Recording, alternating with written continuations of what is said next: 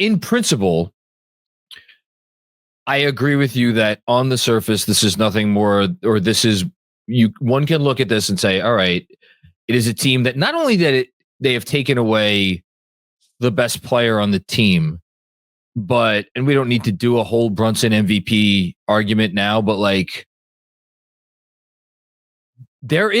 I don't think there's another team in the league. I guess Minnesota. Trying to think. That would be hurt as much as the Knicks are. Where the drop off from shot creator number 1 to shot creator number 2. And if you even want to go like another. Detroit probably is the other. Oh, Detroit's a good one. That's Detroit, Milwaukee. Those are the two I thought of. Yeah. Yeah, but Milwaukee has Dame. Yeah. Yeah. So it's like, I don't think I think you nailed it with Detroit without Ivy, which they haven't had for a while. Mm-hmm. And Minnesota, and like, among good team, I'm sure we could make arguments for like maybe a crap. Yeah, I mean, Jokic is obvious, but I mean, they have Murray in part. Look, the numbers without Jokic over the last several years, like, are what they are. Mm-hmm. It's very clearly they fall off a cliff. But like, I don't know, man. Murray could he could run 30, 40 pick and rolls a game with someone not named Nikola Jokic. Mm-hmm. If he is capable of doing that, the Knicks don't have that player without Jalen Brunson. So the point is, he's incredibly important, and probably as important in terms of like how their offense operates than any player in the NBA. He's in the conversation. So there's that. Yeah. There is the fact that they have traveled more miles and just been on the road, as much as any team in the league over the last month plus. So there's that part of it. It was, we're talking about a back-to-back. Thought they generated good looks from 3 buying, like, maybe not great looks, but good looks over these games. And the shots didn't go in. So like, and we knew all these, but to your point that you're making, which is like, what are we really learning? We knew they didn't have a second elite shot creator, because Cat is a cat. He's what he is. And yet, I can't think of I made an analogy earlier in our text thread to like, it's like when a substitute teacher comes in for the regular teacher and it's like everything goes haywire. I don't know if that's the perfect one, but it just feels like it almost feels like Brunson's impact off the court is superseding his impact on the court, with whether you want to go to Bridges' comments or whether you want to go to the Hart blow up or whether you want to go to maybe some of the body language stuff, whether you want to go to like looking at some of these guys and being like, man, these guys don't really seem like they're giving it their all. And like, would that be happening with Brunson here? Mm-hmm. And there's just so much that for me makes me wonder, because I think you look at elite teams, real contending teams, and that have to survive without their best player.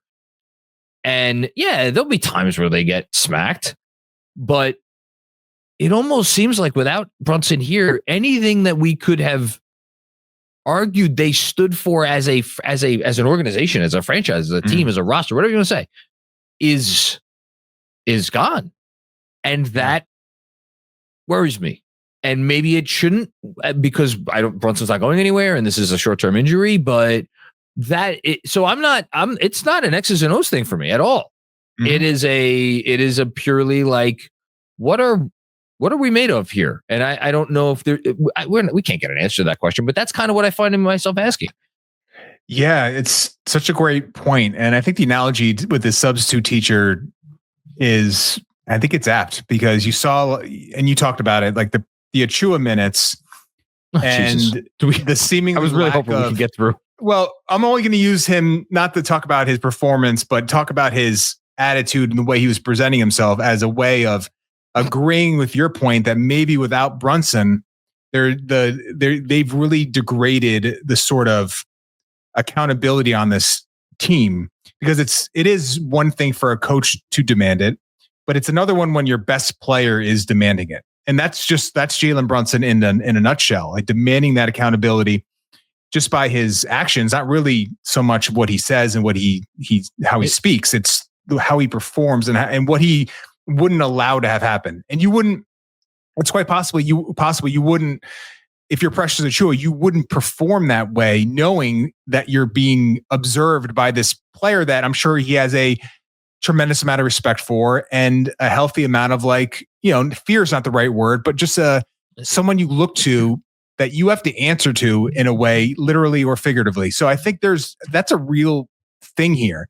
And I was coming at this leading up to our recording from a basketball X's and O's point, but I think the fact that the way you presented it, and the Tibbs Hart blow up, the Bridges comments, and you do the timeline, and you see the Hart body language in general as well, and some of those things, it might be more of a Brunson's ability to hold this team to a certain standard that is the real issue here.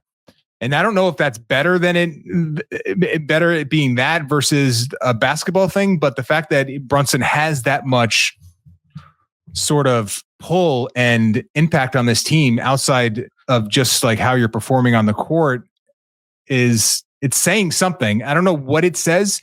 It does say that Jalen Brunson is probably more important to the team than even we thought he was 7 games ago.